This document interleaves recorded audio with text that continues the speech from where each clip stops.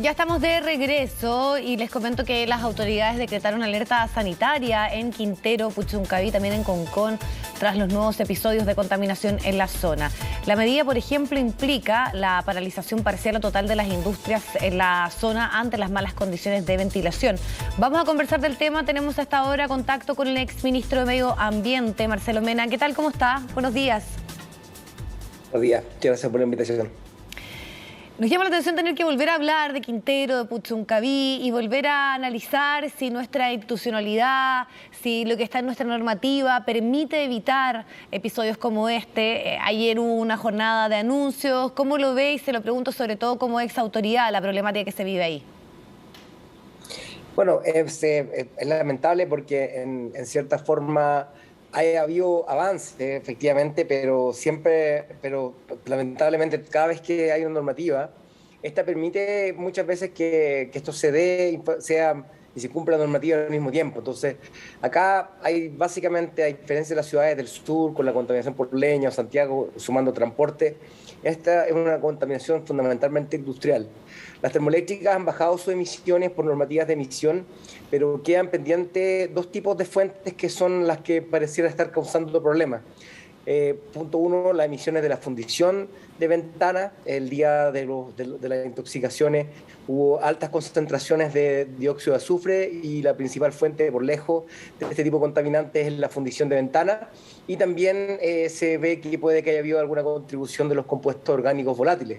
Desde el año 2018, cuando hubo estos eventos nuevamente durante la administración Piñera II, se estableció la obligación de que haya una norma de calidad de aire para los compuestos orgánicos volátiles y todavía no está vigente. Entonces, por eso también hay una normativa que falta.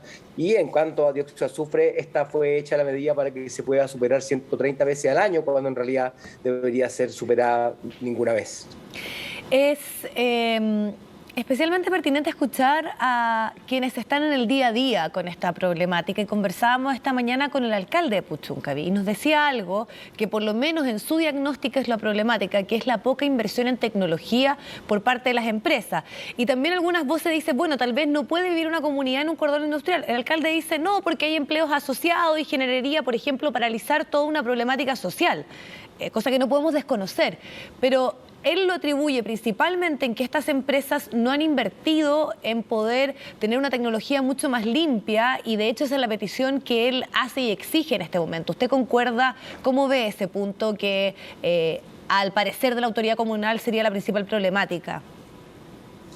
Pues coincido que hay tecnologías que pueden mejorar todavía. Hoy día la fundición de Codelco Ventana, si bien bajó en los años 90 su contaminación en cerca de 90%, después se extendió recientemente 95%, la verdad es que el año 2013, cuando se tenían que decidir qué inversiones hacer para evitar los episodios de la greda, recordemos que eso fue el año 2011, ya llevamos una década con esto, ¿no es cierto? En este contexto se decidieron parchar estas fundiciones y solamente hacerlas funcionar, solamente reducir parcialmente lo que tendría que haber hecho, en vez de haber decidido hacer una nueva fundición más eficiente. Y eso pasa lo mismo también en Chuquicamata, también pasa lo mismo en Paipote y en Caletones. Las 4 fundiciones estatales de Chile, todas tienen altos costos de operación, es decir, no son rentables para el país y son altamente contaminantes. Y hace tiempo ya se ha presentado ante NAMI, ante Codelco, la opción de poder romper ese círculo, de poder tener fundiciones que sean eficientes en lo económico y ambientalmente sustentables. Esta, por cierto, no debería continuar en Ventanas mismo, debería relocalizarse en un lugar lejos de la gente, pero se ha optado por lo contrario, se ha optado por hacer algo que es más caro a la larga, y al final lo que estamos viendo es que lo más barato cuesta caro, y en este caso la salud de los chilenos. Ahora, ¿cómo ve en relación a lo que usted dice que Máximo Pacheco diga que no se descarta cualquier tipo de alternativa en torno a la situación particular de Ventana, incluso también el cierre? Yo creo que sería una gran medida que se cierre esa fundición. Lo que está ocurriendo hoy día al fundirse minerales muchas veces heterogéneos que vienen de la pequeña y mediana minería a pérdida para el Estado, es que se descontrola la operación y eso causa esas nubes de contaminación que han pegado a los colegios de Quintero y de Puchuncaví. Y estoy de acuerdo con lo que dice el exministro. Yo creo que sería una gran noticia. Por cierto, el reemplazo de la capacidad de fundición en los empleos también se pueden discutir. Y lo que es más trágico de todo esto es que reemplazar una nueva fundición, una fundición eficiente en otro lugar, que reemplace la capacidad productiva que está contaminando hoy día ciudades como Terra Amarilla y en este caso Quintero Puchuncaví, cuesta la mitad de lo que es lo que estamos subsidiando los combustibles fósiles a través del MEPCO. Entonces, en ese sentido, el Estado tiene que mirar a largo plazo, invertir en su futuro económico también, y si vamos a reemplazar esto, porque lo más fácil es simplemente cerrar la fundición, es encontrar nuevas oportunidades de empleo en una fundición más eficiente, limpia, que permite que no exportemos piedra, sino que cobre refinado, y eso también le da competitividad al cobre chileno, porque hoy día gran parte de nuestro cobre es exportado, 2/3, en forma de concentrado, y eso tampoco soluciona ningún problema en la parte porque en realidad esa fundición tiene que ocurrir en otro lado, y nosotros podemos tener una fundición eficiente que realmente contribuya a tener cobre verde en este planeta. Ya, usted dice que sería una buena noticia y que esperaría que eso ocurriera entonces, sobre todo bajo el gobierno de Gabriel Boric, porque también hemos sabido que hay un foco especial en el tema medio ambiente. Bueno, muchos de sus discursos precisamente en esta última gira tuvieron ahí puesto un punto central. Sí, de todas maneras hay que tener más coherencia también, porque en el fondo a estos subsidios combustibles fósiles que hemos visto se tienen que ir acompañados con medidas que realmente contribuyan al desarrollo sustentable. Por ejemplo, efectivamente estamos en una emergencia de frío y con alza de costos de parafina, pero por ejemplo habría sido más pertinente suministrar subsidios de aislación térmica de vivienda o hacer un subsidio general, costo de vida de las menores ingresos, porque por ejemplo hoy día la parafina solamente es utilizada por 20% de los hogares y que queda para la gente que ocupa gas licuado, gas natural, electricidad o leña. Entonces, es importante entonces en este contexto de pasar de lo que es una promesa de campaña con respecto al ser un gobierno ecológico a realmente condecirse con eso, porque la solución en esta década no es más combustibles fósiles, no es subsidiarlo ni extender su uso en otras aplicaciones como las vinculaciones con Argentina. Acá, si tenemos un problema de vulnerabilidad de precio de combustibles fósiles, la salida es independizarse de los combustibles fósiles, y eso significa apostar por Chile y por su energía renovable, que son mucho más baratas, generan más empleo e inversión, hacerlas que simplemente importa algo que no contribuye a nuestra independencia. Así que hay que preguntarse cómo hacemos esto, cómo apuntamos a una matriz 100% renovable y que ahí esa promesa sea una realidad de que este sea el primer gobierno ecológico de Chile. La retórica se lleva a la práctica.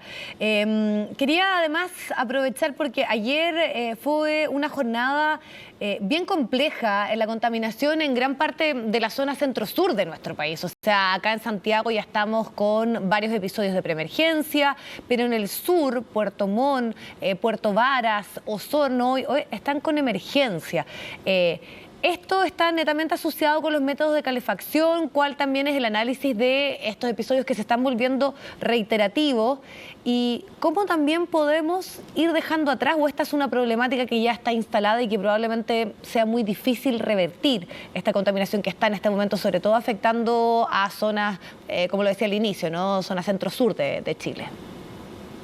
Efectivamente, hay un problema de contaminación estructural que hay que seguir avanzando en abordar. Hoy día la contaminación de Santiago, por ejemplo, si bien ha bajado mucho los episodios críticos en comparación con años anteriores, es necesario seguir profundizando las medidas. Ya el plan de descontaminación vigente del año 2017 dice que al 5º año, es decir, este año, tiene que ser revisado, incluyendo sumar la prohibición total de calefactores a leña fuera del Gran Santiago, sino que sumando las provincias aledañas, como Colina, las provincias de Chacabuco, entre otras. Y eso es algo que es fundamental que se continúe para que se profundice.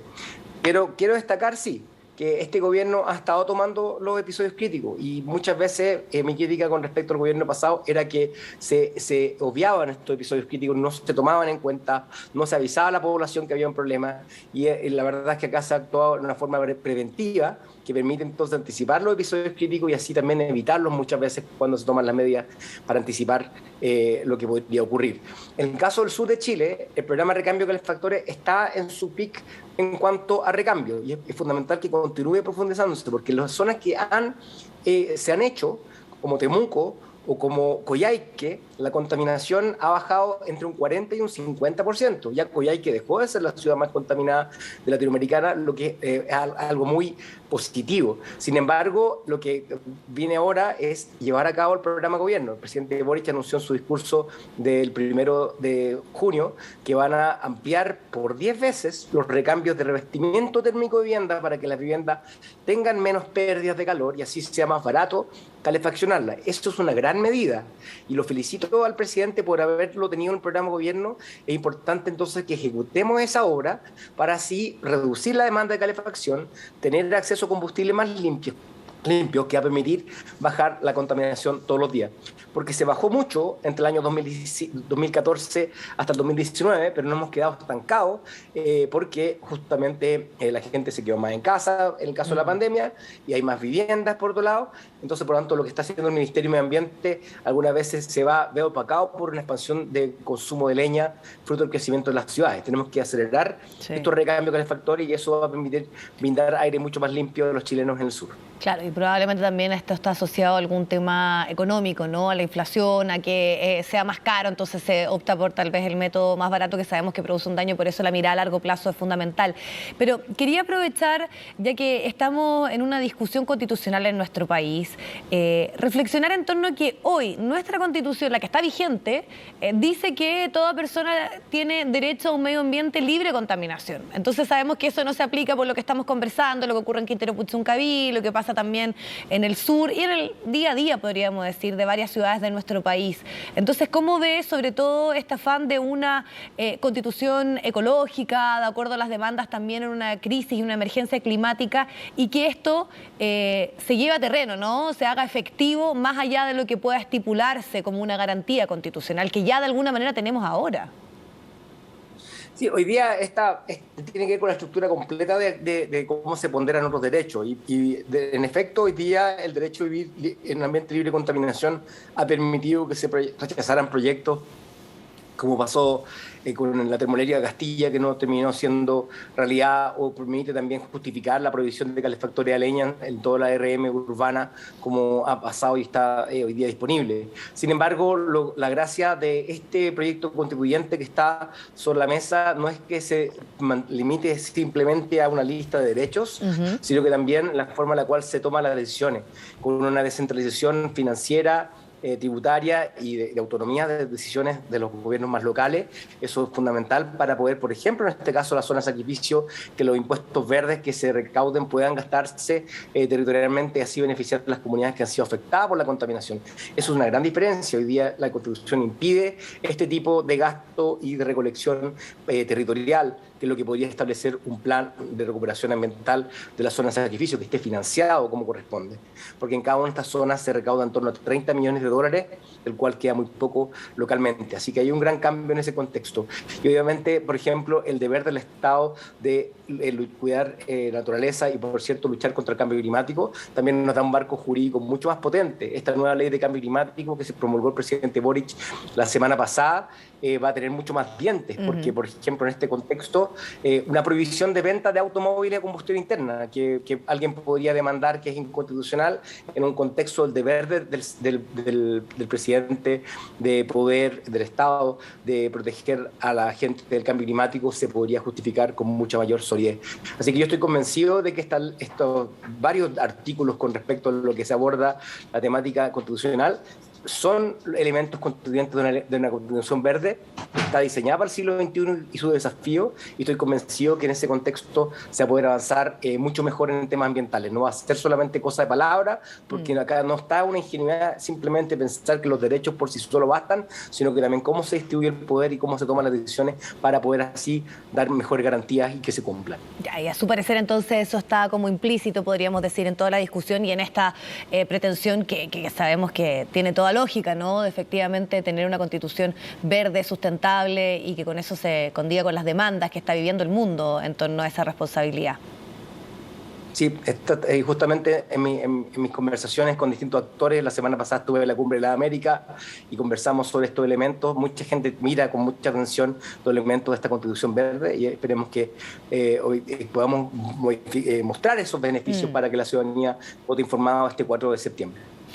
Muchísimas gracias, Marcelo Meno, por esta conversación y la posibilidad de abordar todos estos temas y especialmente urgente lo que ocurre con Quintero Puchuncaví, bueno, y en gran parte de nuestro país, como lo decíamos, con estos episodios críticos, difíciles de contaminación que estamos viviendo. Que esté muy bien. Y ahí nosotros vamos a estar apoyando como PUCB, instalando mediciones adicionales en conjunto con el Ministerio de Medio Ambiente para así poder garantizar de que midamos todo y sepamos con claridad cuáles son las fuentes de la contaminación y quienes hayan sido los culpables de esto sean sancionados como corresponde. Claro, que es otro aspecto fundamental que también queda de repente en duda en torno sobre todo a estos últimos episodios.